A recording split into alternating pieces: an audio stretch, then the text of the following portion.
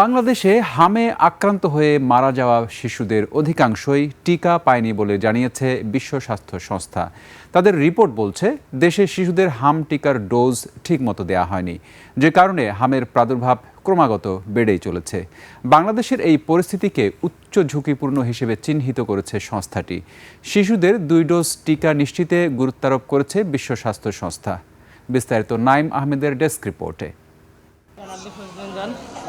সংক্রমণ প্রবল হচ্ছে প্রাণঘাতী হাম। চলতি বছরের মার্চ থেকে এপ্রিলের মাঝামাঝি পর্যন্ত সারা দেশে ছড়িয়ে পড়েছে এই ভাইরাস। বিশ্ব স্বাস্থ্য সংস্থার তথ্য বলছে 64টি জেলার মধ্যে 58টি জেলাতেই থাবা বসিয়েছে এই রোগ। এক মাসে আক্রান্তের সংখ্যা 19,000 ছাড়িয়েছে, যার মধ্যে ল্যাবরেটরিতে নিশ্চিত হওয়া রোগীর সংখ্যা প্রায় 3,000। সবচেয়ে ভীতিজনক তথ্য হলো আক্রান্তদের 79%ই 5 বছরের কম বয়সী শিশু।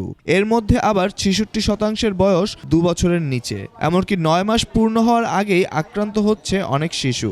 ঢাকার ডেমরা, যাত্রাবাড়ি, কামরাঙ্গীরচর এবং করাইল বস্তির মতো জনবহুল এলাকাগুলো এখন সংক্রমণের হটস্পট।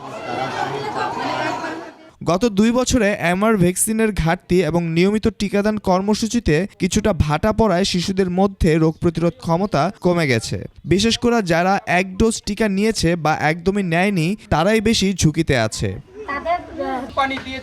পরিস্থিতি নিয়ন্ত্রণে 5 এপ্রিল থেকে শুরু হয়েছে বিশেষ এমআর টিকাদান কর্মসূচি। স্বাস্থ্য অধিদপ্তর ও বিশ্ব স্বাস্থ্য সংস্থা যৌথভাবে কাজ করছে জেলাভিত্তিক রেসপন্স টিমের মাধ্যমে।